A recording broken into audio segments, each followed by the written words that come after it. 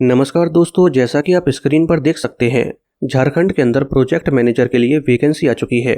इसके application form 20 जून 2025 से शुरू हो चुके हैं और एप्लीकेशन की लास्ट डेट 10 जुलाई 2025 है। टोटल वैकेंसी केवल 30 हैं, जो कई सारी कैटेगरीज में डिवाइड हैं। आप टेबल में देख सकते हैं। इसका एग्जाम जेपीएससी करवाती है। आइए दोस्तों, आज डिटेल में जानते हैं कि इसके लिए क्वालिफिकेशन क्या मांगी गई है, आपकी एज क्या होनी चाहिए, एग्जाम पैटर्न कैसा होता है और इसका सिलेबस क्या है। आइए दोस्तों, सबसे पहले बात करते हैं कि इसमें आपकी एज क्या होनी चाहिए। दोस्तों, अगर आप जनरल कैटेगरी से बिलोंग करते हैं तो 1 अगस्त 2024 को आपकी एज 22 साल से लेकर 35 साल के बीच होनी चाहिए। अगर आप लड़की हैं और जनरल कैटेगरी, पिछड़ा वर्ग या फिर अत्यंत पिछड़ा वर्ग कैटेगरी से बिलोंग करती हैं तो फिर आपकी उम्र 22 साल से लेकर 38 साल के बीच होनी चाहिए। इसी तरह से अगर आप लड़के या लड़की हैं और SC/ST कैटेगरी से बिलोंग करते हैं तो फिर आपकी उम्र 22 साल से लेकर 40 साल के बीच होनी चाहिए। इसी तरह से अगर आप EWS कैटेगरी से बिलोंग करते हैं तो फिर आपकी उम्र 22 से 35 साल के बीच होनी चाहिए। आइए दोस्तों, अब जानते हैं कि इसमें क्वालिफिकेशन क्या मांगी गई है। दोस्तों, क्वालिफिकेशन के अंदर आपके पास 2 ऑप्शंस हैं। अगर आपके पास इनमें से कोई भी एक है तो फिर आप इसके लिए अप्लाई कर सकते हैं। पहला ऑप्शन है कि आपने किसी भी मान्यता प्राप्त कॉलेज, इंस्टीट्यूट या फिर यूनिवर्सिटी से बैचलर ऑफ इंजीनियरिंग यानी कि BE या फिर बैचलर ऑफ टेक्नोलॉजी यानी कि BTech डिग्री कंप्लीट की हो और आपने ये किसी भी सब्जेक्ट से कंप्लीट की हो।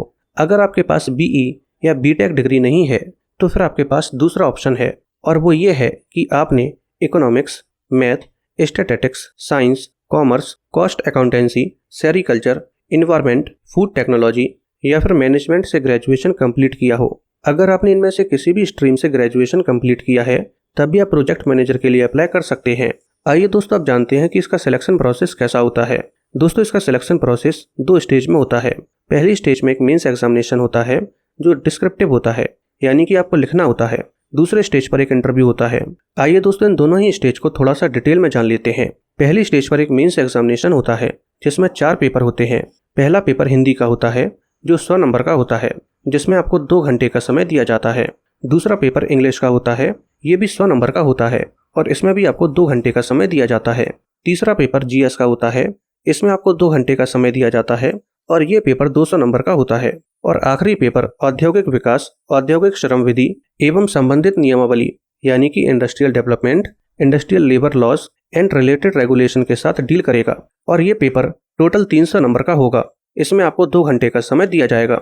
दोस्तों, पहला और दूसरा पेपर केवल क्वालिफाइड नेचर के होते हैं, यानी कि इन दोनों पेपर से आपकी मेरिट नहीं बनेगी, लेकिन इन्हें आपको केवल पास करना है। यानी कि हिंदी और इंग्लिश, इन दोनों ही पेपर को आपको केवल पास करना है और इन दोनों ही पेपर में आपको 100 में से 30-30 नंबर लाने हैं। अगर आप इन दोनों पेपर में 30-30 नंबर नहीं ला पाते हैं तो आपको डिस्क्वालीफाई कर दिया जाएगा। आपकी मेरिट पेपर 3, पेपर 4 और इंटरव्यू को मिलाकर बनेगी। इसके बाद सेकंड स्टेज पर आपका इंटरव्यू होता है और ये 100 नंबर का होता है। आइए दोस्तों, अब जानते हैं कि अगर आपका फाइनल सिलेक्शन हो जाता है तो आपकी सैलरी क्या होगी।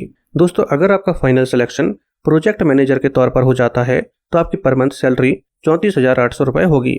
दोस्तों, अब अगर आप जानना चाहते हैं कि इसका सिलेबस क्या है या फिर प्रोजेक्ट मैनेजर का काम क्या होता है तो आप कमेंट में सिलेबस टाइप कर दीजिए। मैं इस पर भी एक डिटेल्ड वीडियो बना दूंगा और अगर आपको ये वीडियो पसंद आई हो तो वीडियो को लाइक करके चैनल को सब्सक्राइब कर लीजिए।